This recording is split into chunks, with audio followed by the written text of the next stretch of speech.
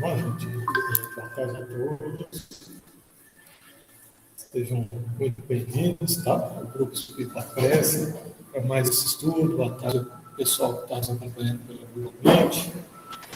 Mais uma tarde para a gente conversar um pouco sobre doutrina espírita, sobre o Evangelho. E a gente inicia sempre com uma prece, tá? Para a gente começar o estudo aí, inicialmente, hoje, né? Começando a carta de Paulo aos Romanos, depois o livro Céu e Inferno, depois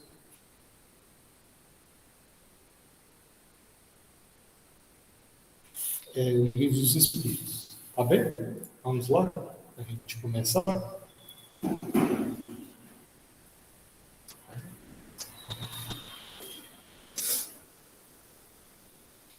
Jesus, espiritualidade amiga que mais uma vez nos ampara, nós agradecemos pela oportunidade de estarmos aqui reunidos mais uma vez em seu nome e pedimos a Deus, nosso Pai, aos mentores da casa, aos nossos mentores, que nos auxiliem nesse momento, abrindo nossas mentes e nossos corações para os ensinamentos de Jesus. Que os nossos irmãos que não puderam estar presentes aqui hoje sintam em suas casas essas boas energias e que essas boas energias se prolonguem às palestras, à evangelização, que todos que adentrarem aqui hoje possam sair mais fortalecidos e confiantes na sua caminhada. Os nossos irmãos desencarnados que estão em busca de um auxílio também se sintam acolhidos e amparados por essas boas energias. Nós pedimos intuição e companhia de Jesus e dos nossos mentores, hoje e sempre, que assim seja, graças a Deus. Então, a gente começar hoje, né? Nós começamos semana passada, né, da introdução às cartas de Paulo, né? Nós vamos seguir os comentários de Emmanuel, e a gente começou a conversar que a carta de Paulo, essa carta aos Romanos, não é a primeira, apesar de estar colocada na primeira colocação ali na sequência. A primeira foi a carta aos Tessalonicenses, e que essa carta foi escrita entre 55 e 58 depois de Cristo. Então, nós saímos do imperador Cláudio, entramos no imperador Nero, que começou em 54. Então, é uma carta que Paulo escreveu, só para a gente trouxe um mapinha aqui. Paulo estava na sua terceira viagem, né? Então, Paulo saiu aqui do cantinho, não saiu, mas aqui Jerusalém, né? E Paulo vem por aqui, vai passando pela Turquia, onde a gente conhece como Turquia hoje, né? Éfeso aqui, e ele chega no que é chamado a Macedônia, né? Bulgária, Sérvia, Bósnia-Herzegovina, Albânia, e ele vem para a Grécia, certo? Então, aqui Atenas, Corinto está aqui. Então, Paulo está no meio da sua terceira viagem, ele vem caminhando por aqui, né? Aqui é o Mar Egeu, aqui é a Grécia, então ele vem por cima aqui, onde hoje temos Bulgária, Albânia, Bósnia-Herzegovina, certo? Sérvia, Montenegro, e veio daqui. Então, em Corinto, ele já havia manifestado o desejo de ir para Roma, né? Mas, em função dos acontecimentos, não foi possível, e ele decide escrever daqui uma carta direcionada aos romanos aqui. Dois grandes desejos de Paulo era vir a Roma e ir à Espanha. Então, eram dois grandes anseios de Paulo. Então, ele daqui escreve a carta aos romanos aqui. Certinho? Beleza? Então, o Marcelo vai falar desse comecinho da carta aí, do Paulo aos romanos. Marcelo, fica aqui, fica aqui. Você vai mostrar os slides? Aí eu vou colocar a câmera para os slides. Uhum. Vamos lá.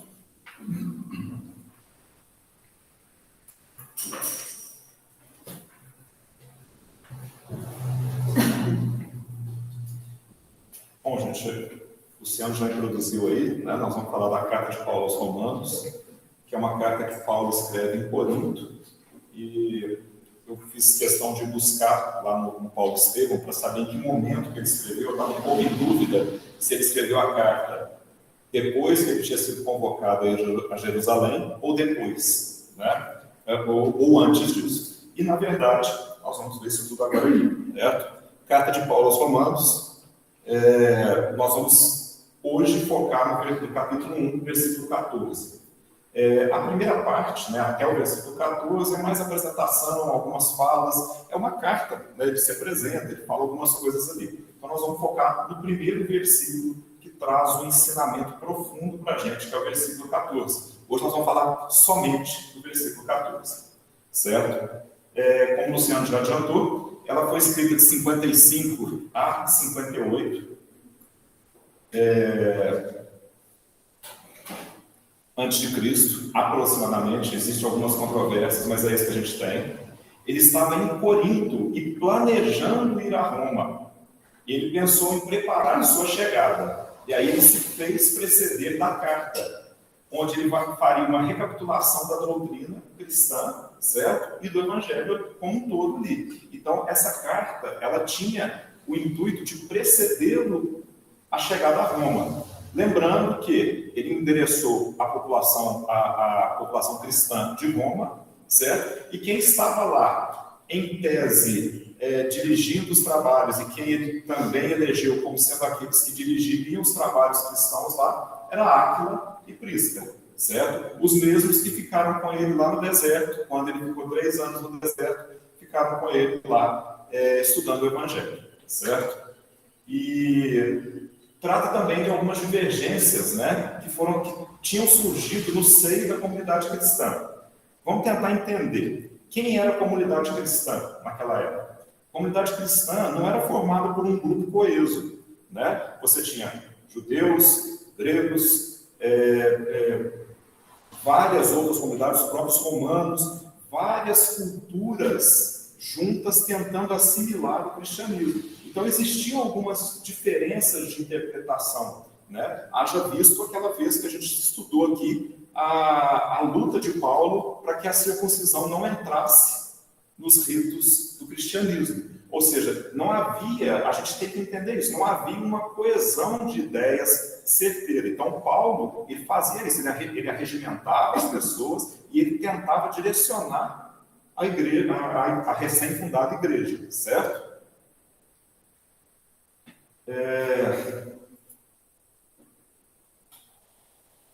O que essa carta representa para nós hoje, né? Isso aí também foi uma coisa interessante, porque uma carta daquele tempo, trazendo para o dia de hoje, o que ela pode representar para nós hoje?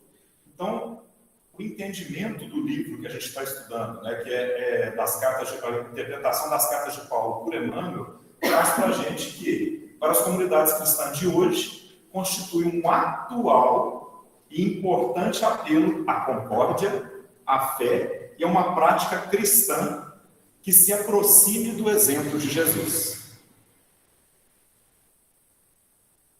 É o que a gente está procurando hoje. Vamos entender. Paulo é uma figura muito interessante do cristianismo, porque o que o Paulo faz, todo mundo fala assim, Paulo tinha espiritismo do Paulo.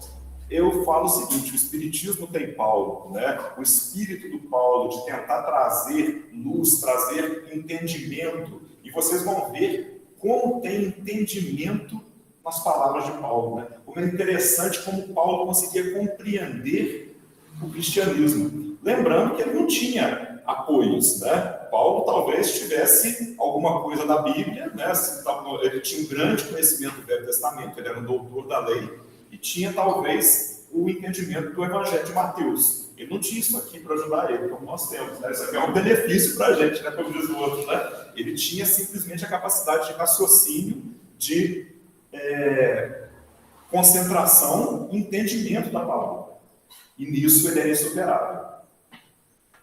E aí vem o versículo 14. Qual é o versículo 14 de Romanos, capítulo 1? Pois eu, Paulo, é ele falando, me sinto devedor a gregos, bárbaros, a sábios e a ignorantes. E Paulo vem trazer a essência da doutrina da vida eterna. Somos devedores uns dos outros. Não estamos aqui ao acaso. Se estamos juntos, é porque temos compromissos, dívidas uns com os outros. Em casa, a mesma coisa, certo? No trabalho, a mesma coisa. Nós somos devedores uns dos outros. Devemos uns aos outros. E aí, descortina-se a grande essência dessa palavra, dessa passagem. Devedores. Somos devedor. Paulo é um devedor.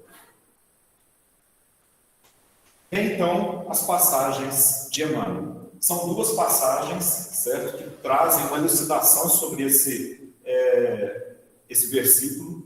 No livro só tem um, o outro eu consegui, ele está aqui também, eu vou apresentar para vocês, mas ele não está no livro, porque a editora dessa segunda passagem não autorizou a sua publicação. Não sei se alguém tem alguma coisa diferente nos livros, a minha versão do livro não tem, e embaixo está escrito, é a mesma coisa, né? Então tá. Então tá lá. Palavras de Emmanuel. Essa é uma leitura do livro Ideal Espírita, da editora Comunhão Espírita Cristã, capítulo 86, o item dívidas. Somos devedores, dívidas. O apóstolo da gentilidade, Paulo, frisou claramente a sua condição de legítimo devedor de todos. E essa condição é a de qualquer outro ser da comunidade humana. Nós estamos falando da comunidade cristã, nós estamos falando da comunidade espírita, estamos falando da comunidade humana.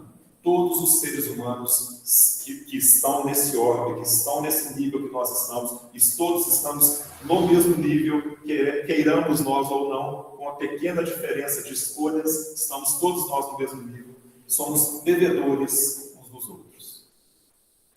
A criatura em si não é apenas a soma das próprias realizações, ou seja, a gente não é só o que a gente faz, mas também o produto de débitos inumeráveis para com o grupo a que pertence. Essa caminhada nossa começou há muito tempo, né? Haroldo Dutra tem uma frase que eu gosto, né, que ele fala assim, né? Na comunidade espírita deve ter muita gente que estava lá crucificando Jesus, né? Alguma coisa desse sentido. Ou seja, nós já estamos juntos há muito tempo, estamos caminhando há muito tempo, somos devedores do planeta, devedores da doutrina cristã, devedores de Deus, devedores uns dos outros. Cada um deve incalculáveis tributos às almas com quem convive. Isso vem a frase do Chico, né?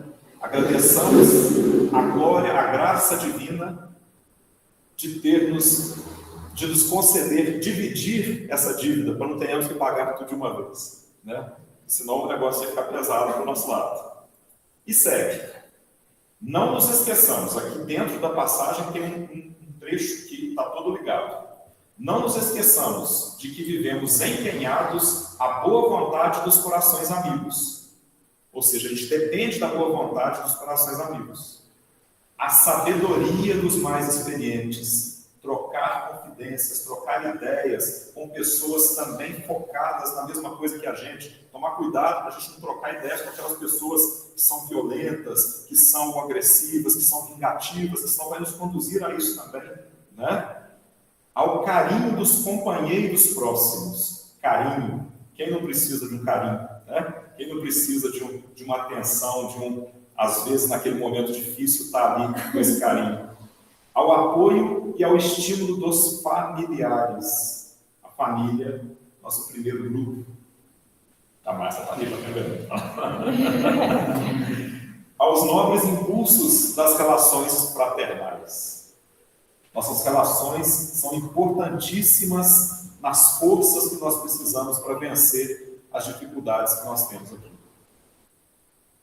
Portanto, pelo reconhecimento das nossas dívidas comuns, provamos a real inconsequência do orgulho e da vaidade em qualquer coração e a impraticabilidade do insulamento em nosso passo evolutivo. Impossível nos insularmos, impossível crescermos sozinhos, fechados em nós mesmos. Nós só crescemos em conjunto. Isso é muito claro em tudo que a gente lê, né, em tudo que a gente percebe. Né? Quantos grupos, André Luiz estava sempre com alguém aprendendo, ele nunca está sozinho. Né? Outro aprendiz, alguém que instrui e outro aprendiz junto com ele. Né? Vários livros, o grupo do Memória de Suicida é um grupo que trabalha junto, que cresce junto, que se aprimora junto, entre todos os outros. Ninguém caminha sozinho. A dívida importa em compromissos, e compromisso significa resgate natural ou compulsório. Vai depender da gente, se a gente aceita ou não aceita o resgate. E aí vem a frase pesada. Todos somos devedores uns dos outros. Se ainda alimentas algum laivo é uma marca, sabe? Alguma coisa em você, vamos dizer assim, de superioridade egoística à frente dos semelhantes, se você acha que você tem uma superioridade acima dos que estão ao seu lado, joga isso por terra. Não existe superioridade. Lembra-te das dívidas numerosas que ainda não saldaste, a começar pelo próprio instrumento físico que te foi emprestado temporariamente. Essa é a nossa primeira dívida. Temos um corpo que nos foi emprestado para servir de instrumento para nós e para o nosso semelhante. Nós vamos ter que prestar contas dele. Assim termina a mensagem Dívidas do Livro Ideal Espírita, da editora Comunhão Espírita Cristã, capítulo 86. E vamos agora, então, à segunda mensagem que não está no livro, viu, gente? É de outra editora, a editora Gen. Eu não entendo essas questões. Na verdade, a gente até entende, né? São questões de direitos autorais, então não foi permitido estar nesse livro. Mas a gente pode trazer como título baseado nas leis do Brasil, a gente pode trazer a título de estudo sem nenhum problema, desde que a gente cite fontes. Tá? É uma lei muito interessante isso para a gente entender depois. A mensagem chama Nós Devemos, o livro Levantar e Seguir, da editora Gen. De que natureza seria o débito de Paulo? Paulo tinha débito, vamos dizer nós. Vamos lá. Quando sabemos que o doutor dos gentios foi humilde tecelão para ganhar o sustento próprio até o fim de sua passagem apostólica, sem ser pesado a ninguém. Para quem não se lembra, Paulo não admitia viver de favores. Ele trabalhava, ele andava com seu tiar, ele era tecelão, um exímio tecelão, inclusive, certo? Ensinava a profissão a outros cristãos para que também pudessem sobreviver do seu trabalho e vivia daquele pouco que ganhava. Era uma pessoa que não tinha muitas... não tinha na verdade, nenhum anseio de ter grandes posses. Né? Ele só ganhava o suficiente para o sustento. E ele ensinava os cristãos a ter esse tipo de coisa. Inclusive, foi um dos argumentos dele quando na luta contra a circuncisão em Jerusalém. Ele ensinou as pessoas, aos cristãos que estavam lá na igreja do caminho, né, na casa do caminho, que pudessem trabalhar para sustentar os doentes, para não depender da doação de outras pessoas que queriam que a circuncisão estivesse dentro do cristianismo.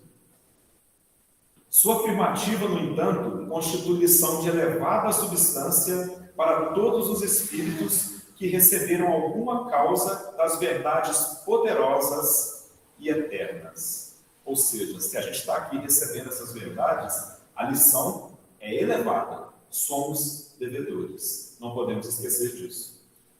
Quem alcançou a felicidade de compreender o ensinamento do Cristo ou de seus emissários, recebe um sagrado depósito em valores imortais.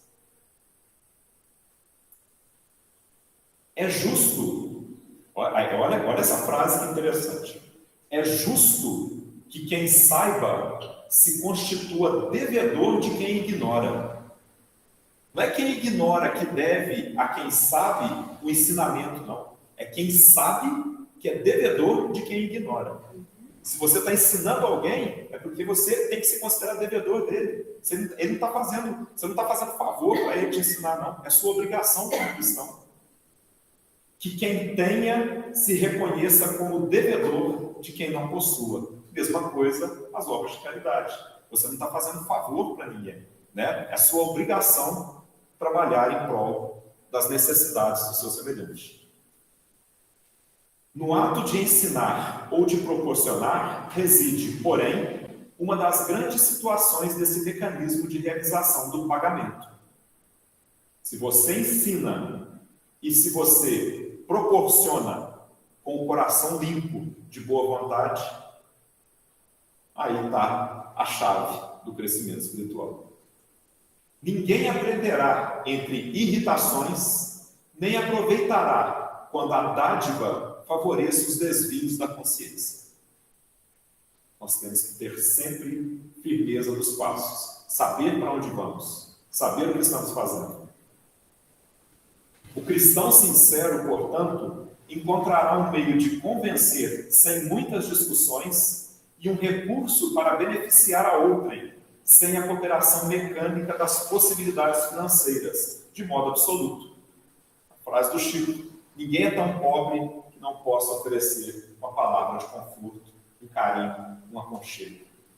A caridade vai muito além do ter. Você não precisa de ter grandes posses para ajudar.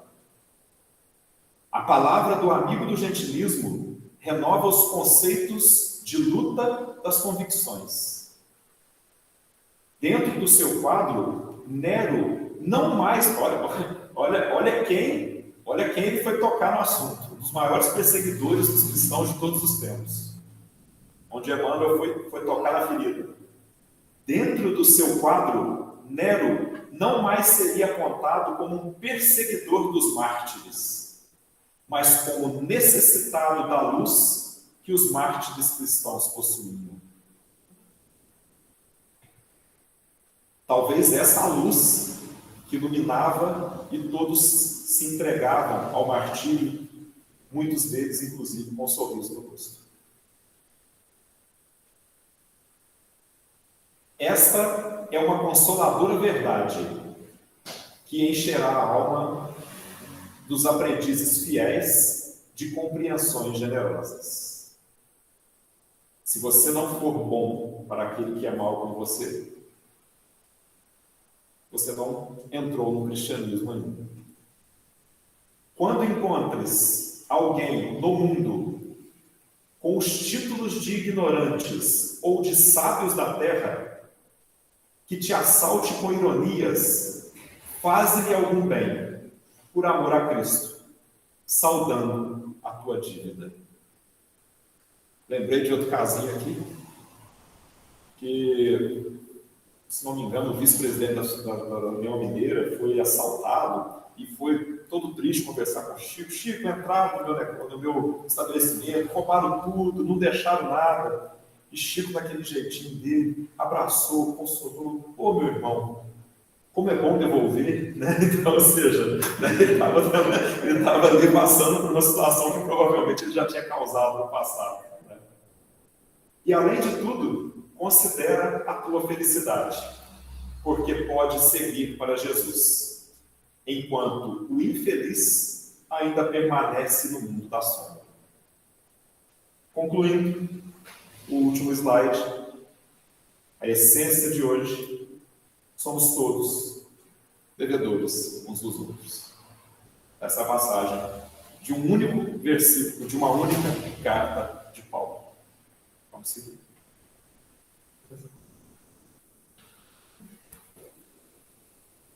É isso aí. É isso aí, gente. Semana que vem continuamos com Paulo e a carta aos Romanos, né? E aí um assunto semana que vem que é tenso. O justo viverá pela fé. Né? Essa é uma discussão importante.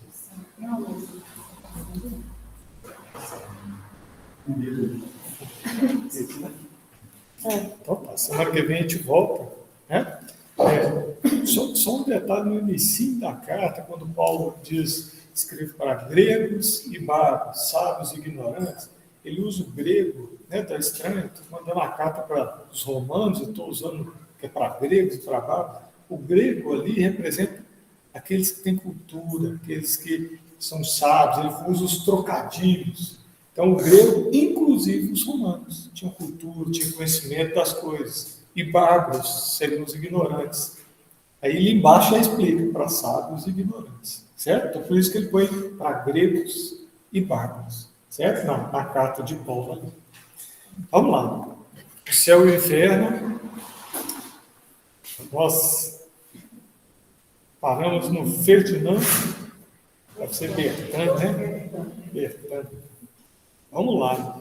Então, Kardec está falando daqueles sofredores, aqueles que morreram em situação que Kardec chamou de sofredores, né? Ele já falou dos que desencarnaram em situações felizes, os que desencarnaram de medianos, e agora ele está falando daqueles que desencarnaram sofredores, certo?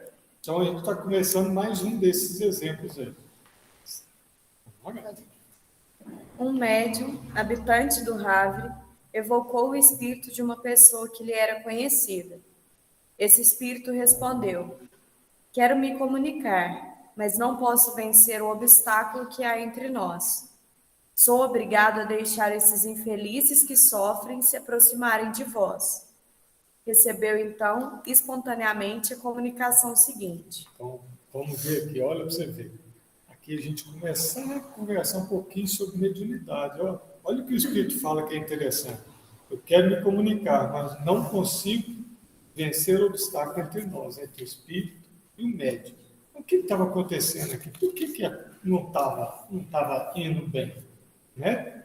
Aí a gente vai lá no livro dos médiuns, né? Kardec, no capítulo onde ele fala dos papel dos médiuns nas comunicações, no livro dos médiuns, ele fala disso, que é preciso que haja um laço entre o médium e o espírito que vai se comunicar. É preciso que haja um ajustamento fluídico e psíquico entre o médium e o que quer se comunicar. E é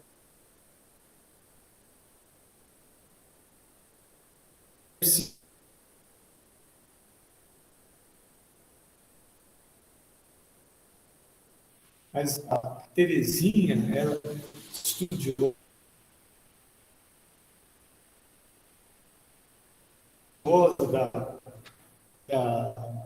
da mediunidade, ela de o médium nunca é passivo.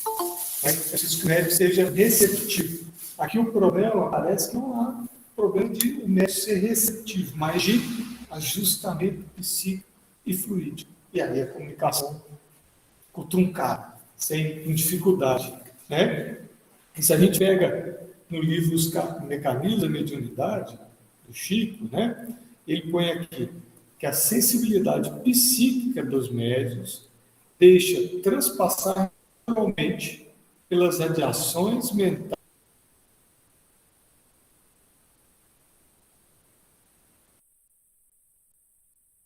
afins, reclamando. Só que ela deixa. Então, aqui a palavra-chave tem que haver afinidade, fluídico, psíquico, receptividade. E isso, Chico coloca, reclama educação. Certo? Tranquilo? A questão da mediunidade. É interessante também que Chico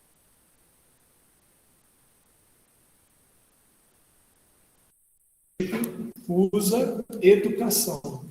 Ele não usa adestramento, ele não usa termo pejorativo. É preciso ser educado, ele vai significar que ele se moralize, que ele estude, que ele tenha fenômeno, que ele se equilibre mentalmente, que ele seja tranquilo, que consiga se preparar dentro do possível, chegue tranquilo no mediúnico, com a mente serena. Né? facilitar esse ajustamento que o nosso amigo aqui teve dificuldade. Mas a gente vai ver que a dificuldade dele provavelmente diz respeito a ele. Não era um médium ideal para ele naquele momento. Certinho?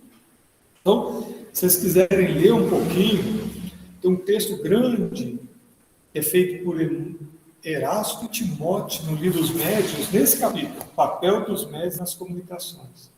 Um texto muito interessante que Timóteo e Erasto escrevem, explicando esse ajustamento aí para as mensagens chegarem da maneira mais clara possível, realmente representando o pensamento do Espírito, com a menor interferência possível do médium. Certinho? Então vamos lá. Estou num terrível abismo. Ajudai-me. Meu Deus, quem me tirará deste abismo? Quem terá a mão que socorre para o infeliz que o mar engoliu? A noite é tão negra que tenho medo. Por toda parte, bramido das vagas, e nenhuma palavra amiga para me consolar e me ajudar nesse momento supremo. Porque esta noite profunda é a morte com todo o seu horror e eu não quero morrer. Oh, meu Deus, não é a morte por vir, é a morte passada. Olha para você ver que confusão, né?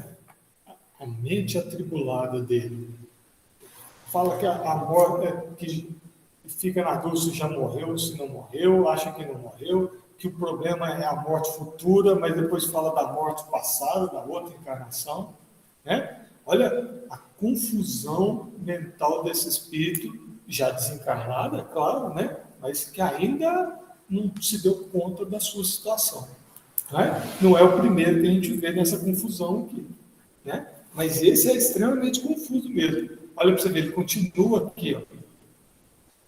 Estou para sempre separado daqueles que amo. Vejo o meu corpo e o que provei a instantes não é senão lembrança da horrível angústia da separação. Tende piedade de mim, vós que conheceis os meus sofrimentos. Orai por mim, porque não quero mais sentir, assim como fiz desde aquela noite fatal, todos os dilaceramentos da agonia. Aí está, todavia, a minha punição. Eu a pressinto. Orai, a isso vos conjuro. O mar, o frio, vou ser engolido, socorro. Tende, pois, piedade, não me repilais. Aqui ele já fala que a morte dele é uma punição, mas ao mesmo tempo ele não se entende como morto. Ele vê o corpo dele. Olha a confusão mental, olha a perturbação do espírito logo depois da morte. Depois nós vamos entender o porquê disso, ele vai explicar. Vamos lá. Nós nos salvaremos melhor a dois sobre esses destroços. Eu sufoco, as vagas vão me engolir, e os meus não terão mesmo a triste consolação de me reverem. Mas não, vejo que meu corpo não está mais sacudido pelas vagas. As preces da minha mãe serão ouvidas. Minha pobre mãe, se pudesse imaginar o seu filho, tão miserável que é na realidade, oraria melhor. Ela, porém, crê que a causa da minha morte santificou o passado. Ela me chora Marte, e não infeliz de castigado. Vós que sabeis, sereis sem piedade? Não, vós orareis. Fica estranho, tá? Mas daqui a pouco nós vamos entender por que na morte dele, o pessoal da família, o pessoal do ambiente dele considerava que ele era um mártir, ou seja, ele morreu como um herói, uma causa nobre. Mas ele sabia que não era isso, que era punição. E aí ele vai explicar por que foi a punição. Realmente era uma expiação ele morrer afogado. E ele vai explicar por que era. Mas as pessoas não sabiam que isso diz respeito à encarnação anterior dele, não a essa. E o melhor é ele falando aqui, né? Se a mãe pudesse imaginar o quão miserável que ele era, ela ia orar melhor por ele. É porque a miséria não foi dessa vida. Sim. Né? A diferença... Lembra do príncipe aqui? O príncipe, ele errou nessa vida e morreu. E na anterior ele veio pobre, miserável, também errou. Esse aqui não. Ele errou na anterior. Nessa agora ele foi super bem. E morreu expiatoriamente. E aí ele vai explicar por que ele estava aqui. Foi a expiação. Vamos lá. Esse nome, inteiramente desconhecido do médium, não lhe sugeria nenhuma lembrança. Ele se disse que, sem dúvida, era espírito de algum infeliz náufrago que vinha se manifestar espontaneamente a ele, assim como isso lhe ocorreu várias vezes. Soube um pouco mais tarde que, com efeito, era o nome de uma das vítimas de um grande desastre marítimo que ocorrera nessas paragens no dia 2 de dezembro de 1863. A comunicação foi dada no dia 8 do mesmo mês, 6 dias depois da catástrofe. O indivíduo parecera fazendo tentativas inauditas para salvar a tripulação, e no momento em que acreditava sua salvação assegurada. Pode continuar? Muito bom. Esse indivíduo não se ligava ao médium por nenhum laço de parentesco ou de conhecimento. Porque, pois, se manifestou a eles antes que a qualquer membro da sua família, é que os espíritos não encontram em todo mundo as condições fluídicas necessárias a esse efeito. Então, ele vem explicando aqui um pouquinho, né? Kardec explica muito melhor nesse capítulo que eu falei com vocês essa questão, mas aqui ele já explica, né? Fluidicamente, psiquicamente, no mecanismo da mediunidade. Chico fala muito de onda eletromagnética, campo de indução, excitação de elétron. Então, o mecanismo da mediunidade é muito técnico para explicar isso. No livro dos médiuns, Kardec já é mais tranquilo o entendimento, ele já fala mais da parte fluídica mesmo. E aqui ele vem falar de novo da parte fluídica. Então, esse aqui era o problema. Nem todo espírito pode se comunicar com todo médium. Isso vai variar o quê? De acordo com as características do médium e de acordo com as possibilidades do espírito. Quanto mais elevado, mais ele consegue se ajeitar às dificuldades que o médium possa oferecer para ele. Espírito mais inferiorizado, ele tem pouca capacidade de sobrepor as dificuldades que, porventura, um médium possa oferecer à comunicação. Certinho? Beleza? Dá para entender aí? Tá tranquilo? Beleza, então vamos lá. Na perturbação em que estava, não tinha, aliás, a liberdade de escolha. Foi conduzido instintiva e atrativamente para o médium, dotada, ao que parece, de uma aptidão especial para as comunicações espontâneas desse gênero. É muito comum o espírito elevado em reunião mediúnica, não sabe como é que chegou, não entende como é que está falando, acha que está vivo, não tem muita certeza se morreu, e essa agonia, às vezes, de sofrimento ainda, o nosso dever é acolhê-los, né, e conversar, tentar acalmá-los e levar um entendimento maior a eles. Certo? Isso aqui é muito comum na reunião, né? Esse tipo de desorientação aqui. Né? Vamos lá.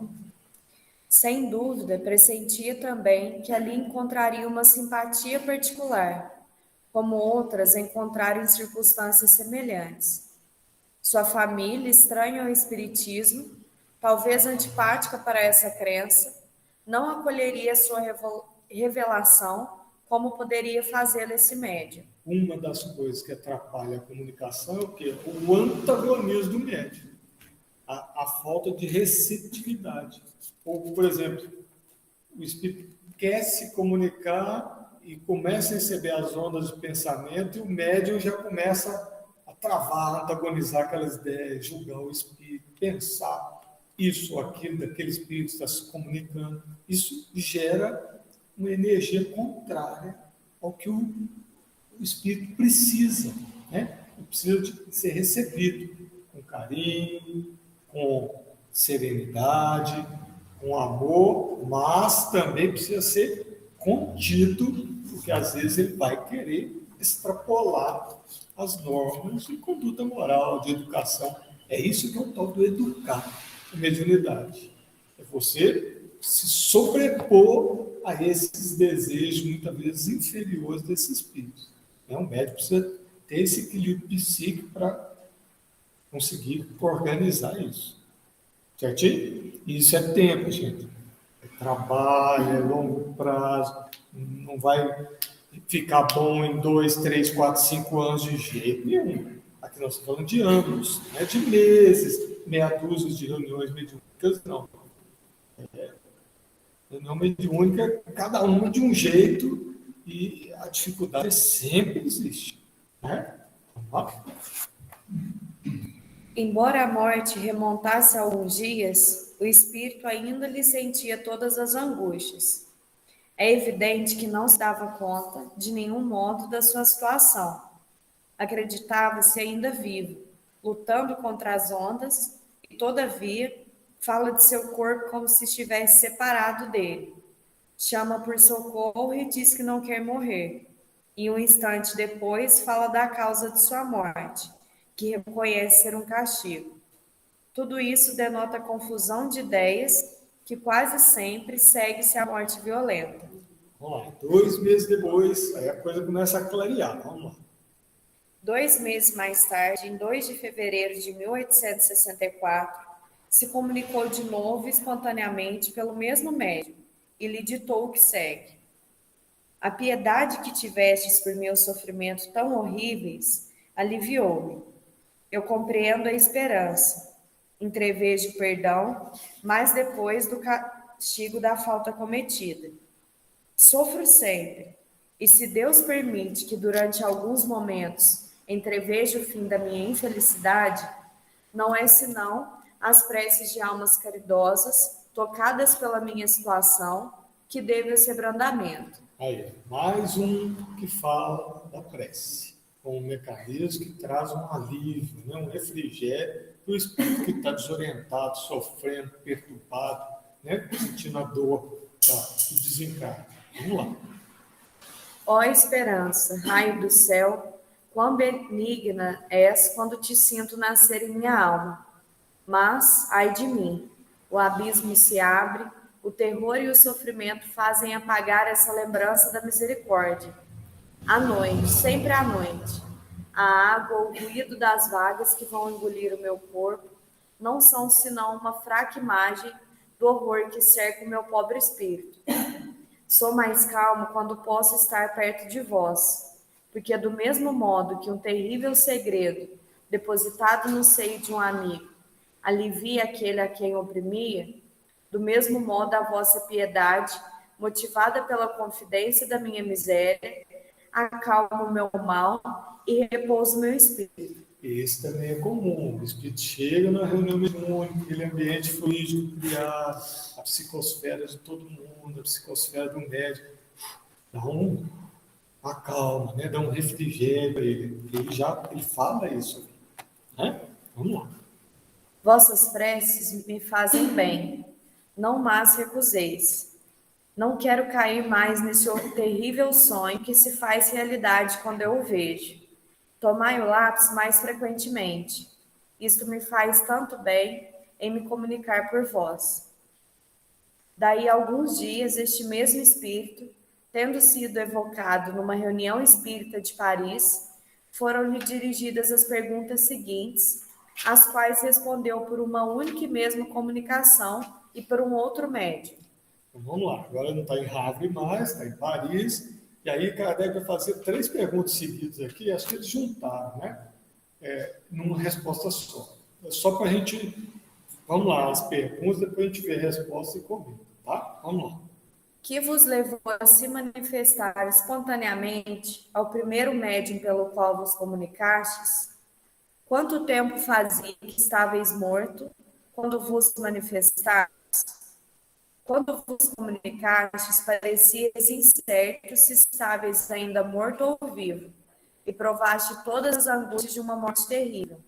Agora, dai-vos melhor conta da vossa situação? Dissestes positivamente que a vossa morte é uma expiação. Quereis nos dizer a sua causa? Isso será uma instrução para nós e um alívio para vós.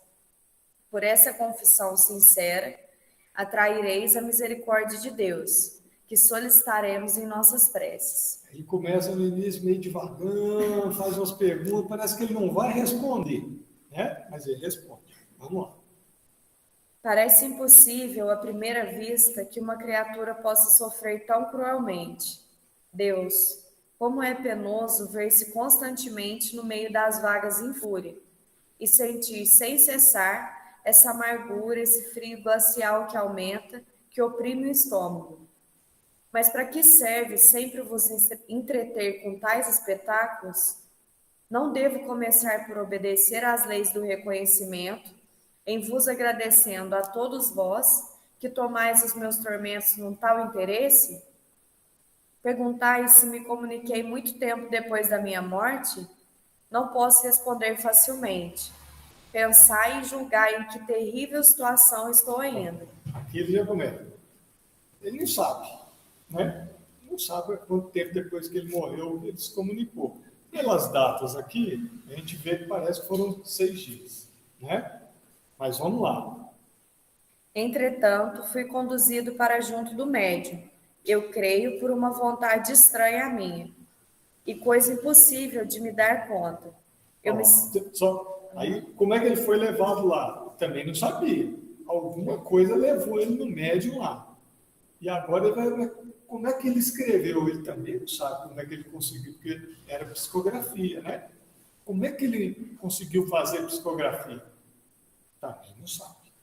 Olha a desorientação e olha o trabalho da espiritualidade superior para levá-lo junto do médium. Isso tudo tem que ser ajustado. Se ele não tem consciência disso, como é que ele vai se ajustar no médium para ele escrever ou falar?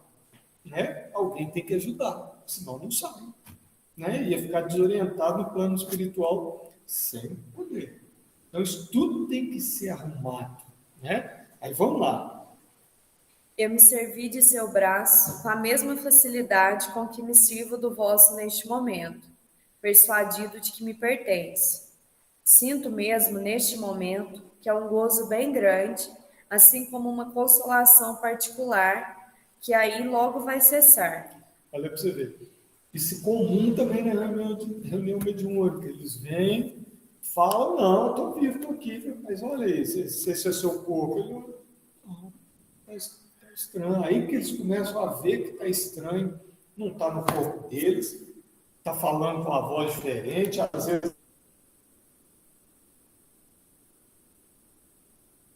não entende. Eles perguntam, mas como é que você chegou aqui? Não sei. Como é que está acontecendo isso? Também não sei. Né? Então, isso é preparado, né? A gente sabe que os espíritos aproximam esses seres do médium, para ir ambientando o campo fluídico do médium, o campo mental do médium, para que esses espíritos possam depois interpenetrar perispírito com perispírito, energia com energia, e o médium oferece, né, seu instrumento físico para que ele escreva ou fale. E o tanto que isso é bem preparado, né? Porque às vezes a gente fica na cabeça que é no momento ali na reunião, mas dias antes, semanas, né? Já está lá. Já tem essa aproximação. aproximação. É isso mesmo. Não é? A gente conversa isso com os médicos lá na reunião. Às vezes, alguns dias antes, eles já percebem. Está estranho, muda o comportamento, muda emocionalmente, ou fica triste, ou fica muito com raiva. Os videntes já começam a ver esses espíritos se aproximando. Né? Os que são mais sensitivos percebem a aproximação da entidade. Isso dias antes da reunião. Não é? Por isso que às vezes a gente fala, médium não é médium, aquela horinha que senta lá na mesa de reunião mediúnica. Médium 24 horas por dia. Esses espíritos percebem aqueles que têm a percepção da sua presença, da sua energia. Né? Certinho? Luciano, aí o trabalho para chegar até na mesa mediúnica já começa bem dias antes, porque ele vai aproximando, vai sintonizando o médium. Às vezes a pessoa é muito sensitiva, ela começa assim. Já percebe. Porque é uma coisa. Vamos lá para a gente chegar na causa aqui que ele vai falar agora. Mas, ó meu Deus, teria uma confissão a fazer. Terei força para isso? Depois de muitos encorajamentos, o Espírito acrescentou: sou bem culpado. O que, sobretudo, me dá pena é que se crê que sou um Marte. Não é nada disso. Numa precedente existência, Fiz meter num saco várias vítimas e lançar ao mar. Orai por mim. Agora ele contou. Por que ele morreu afogado? Porque na resistência passada ele, de algum modo, puniu várias pessoas, colocou no saco e jogou no mar. Né? Vamos lá. Aí agora São Luís vai comentar. Então ele custou, no final ele falou o que era a expiação dele. Né? Agora São Luís vai explicar algumas coisinhas disso aí. Vamos lá. Esta confissão será para esse espírito uma causa de grande alívio. Sim, ele foi bem culpado, mas a existência que acaba de deixar foi honrada. Era amado e estimado por seus chefes. Por isso que eles achavam que ele era mártir, que era uma pessoa que morreu, uma pessoa honrada, porque foi realmente. Ele foi bem nessa encarnação, mas deixou a pontinha lá de trás solta que ele precisava amarrar agora, né? E aí amarrou, né? Vamos lá.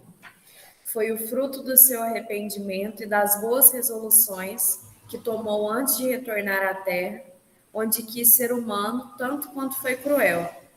O devotamento do qual deu provas era uma reparação, mas lhe era necessário resgatar faltas passadas por uma última expiação, a da morte cruel que sofreu. Ele mesmo quis se purificar, sofrendo as torturas que fizeram outros sofrerem. E notai que uma ideia o perseguia, o lamento de ver que se lhe considerava como um mártir. Crede que lhe será tido em conta esse sentimento de humildade. Doravante deixou o caminho de expiação para entrar no de reabilitação. Por vossas preces podeis sustentá-lo e fazê-lo caminhar mais firme e seguro.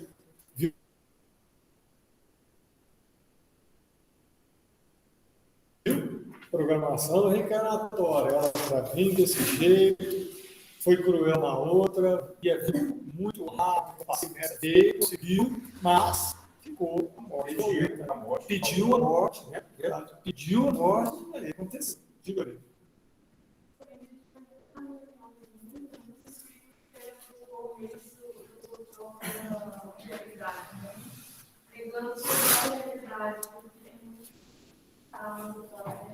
Sim.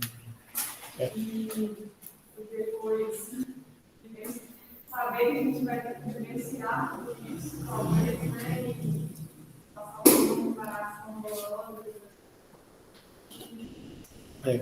O Diário está falando que muitas vezes na reunião a gente vê que o espírito tem dificuldade de encarar essa parte que foi muito dura para ele, foi triste, né? Foi sofrida, onde ele errou, né?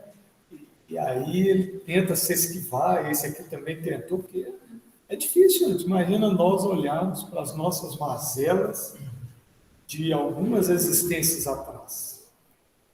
Não é mole, né? A gente vê aqui que não é mole, né? Porque a gente, como diz uma senhora, nós fomos devedores demais e somos devedores demais, estamos juntos, porque devemos uns aos outros, né?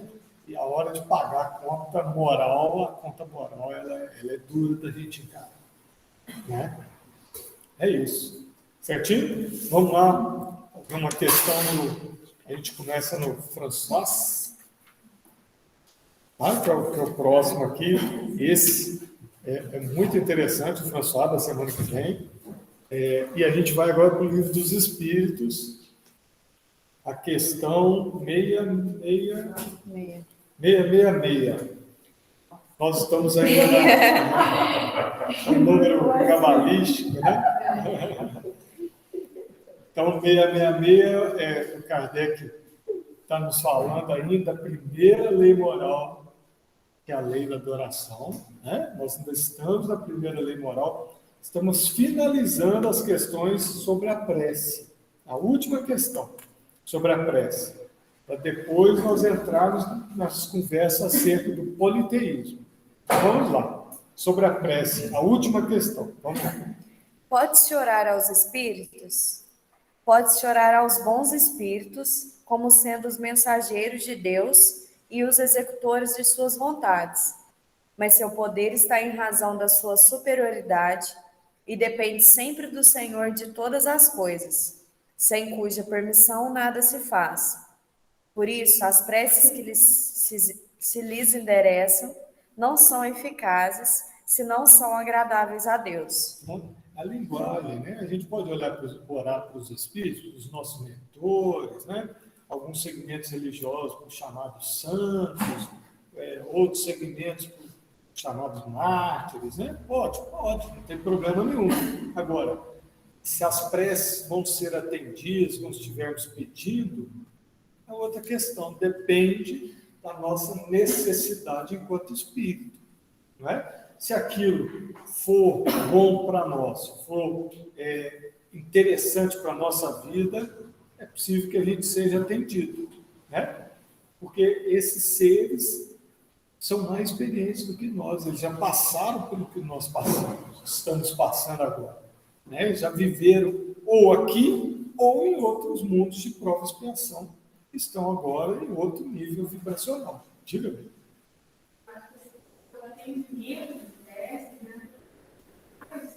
Questão de necessidade evolutiva do espírito. Sim.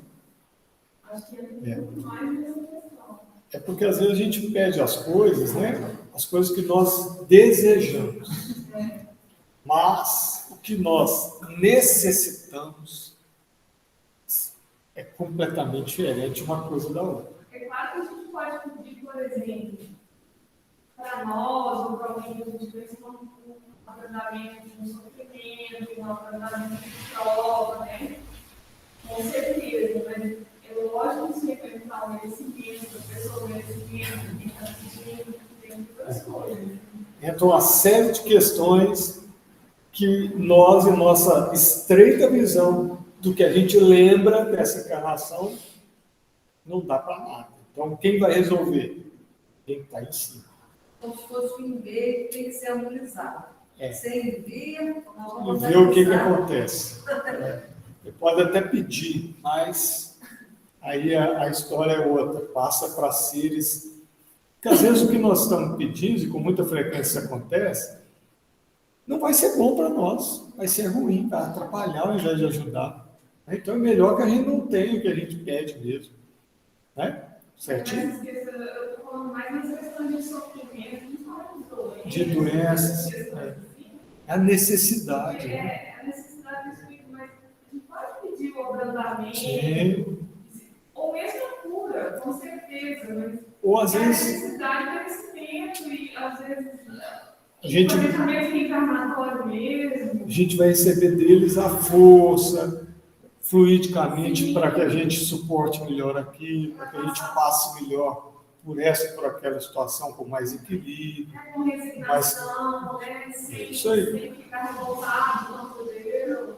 É isso. E até porque, se a gente parar para pensar nisso do abrandamento, ele vai estar relacionado com inúmeras outras coisas durante a encarnação, né, do que só a prece em si, daquele momento. Essa agora e nas passadas, sim. Né? É para você ver, a gente já viu mais de um aqui, né, falando da passada, né, do príncipe foi agora recente. Ele teve uma encarnação obscura e teve uma de riqueza, teve uma obscura, teve outra de riqueza e foi mal em todas, né? Mudando das posições completamente e não foi bem. Esse aqui não. Foi muito bem agora, mas no anterior a coisa não foi bem, né?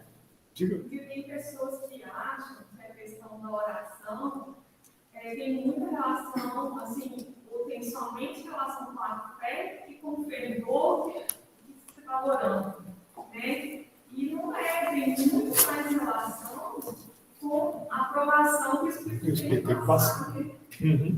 Mas isso a gente que é espírita tem que ter um entendimento maior disso, né? Porque, bom, por exemplo, eu quando era católica eu não tinha essa visão de Mas isso é questão de conhecimento e ganho de maturidade que a gente vai tendo ao longo do tempo.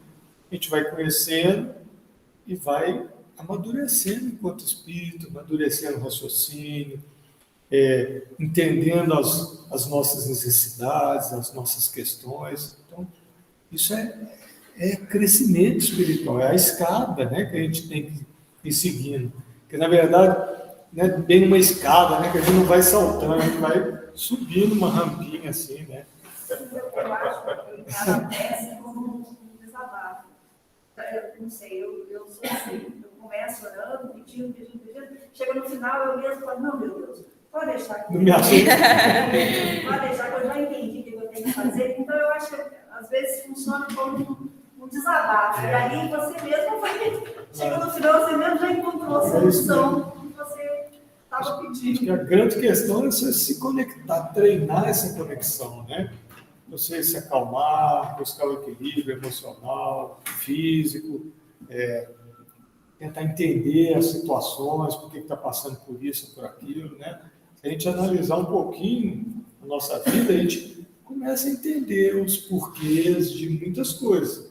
Claro que muitas a gente não vai saber, mas algumas a gente consegue pensar, né? Onde eu estou, por que eu estou, porque eu estou passando por isso, por aquilo. Diga, Maria. É por isso que é tão pautado no movimento externo ontem, viu semana passada, né? Estudo. Em todas as sub-áreas de atuação, principalmente aqui, né? Como fala no movimento espírita. Todas as linhas de frente, seja da assistência social, a área de mediunidade, a área de atendimento espiritual, todas as áreas, é o recurso mais pedido, e o estudo vai levar ao autoconhecimento. Toda vez que a gente se autoconhece mais, você vai entendendo mais as coisas, você vai tendo mais aceitação, como o Diana mesmo diz ali, mais resignação. Mas é um desafio de força e coragem, porque não é tudo que a gente vê em nós que a gente gosta. Verdade. Olha o sofrimento desse espírito hoje, né? Eu fiquei o tempo todo pensando nisso. Não basta só fazer o bem agora. Né? A gente tem um passado aí que a gente precisa, vamos falar, retificar. Né? Precisa passar essa linha. E é interessante ele sofrer pelas pessoas acharem que ele era Marte, né? Pensando que ele é uma coisa que ele não é. Na cabeça dele ele não era, né?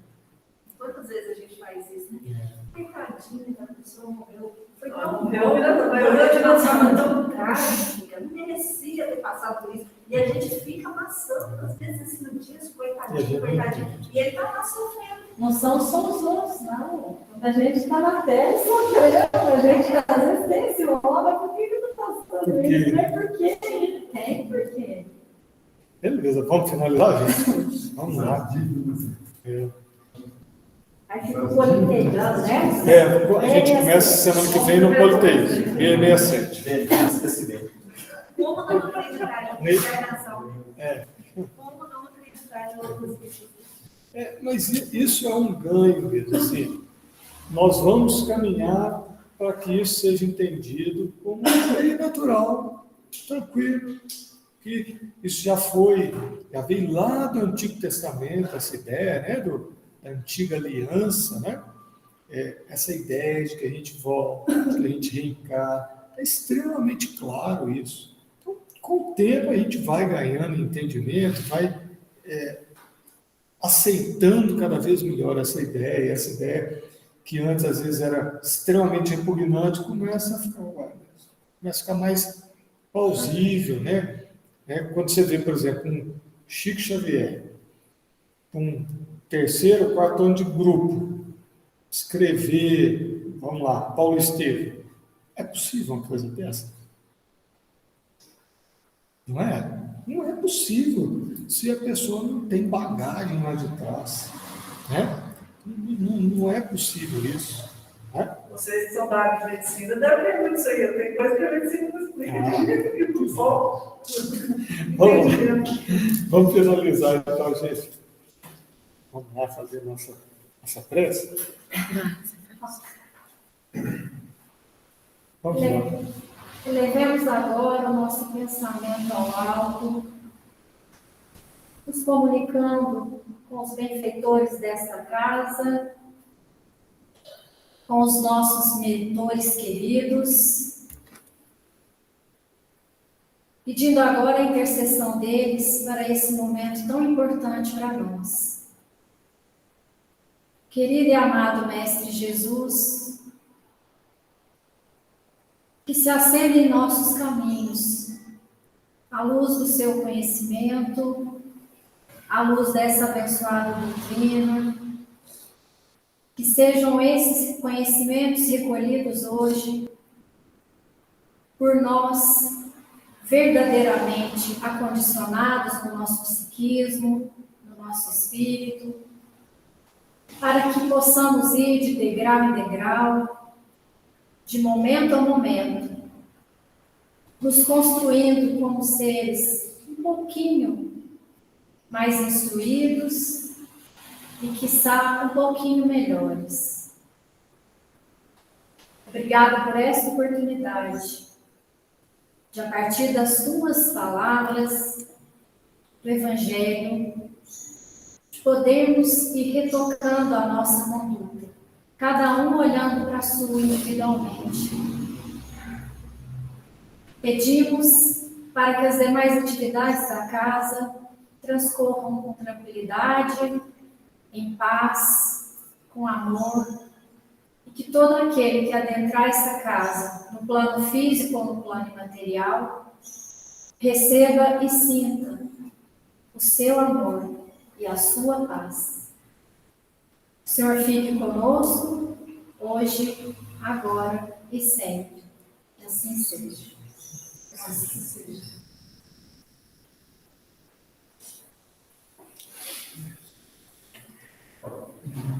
Gente, quem que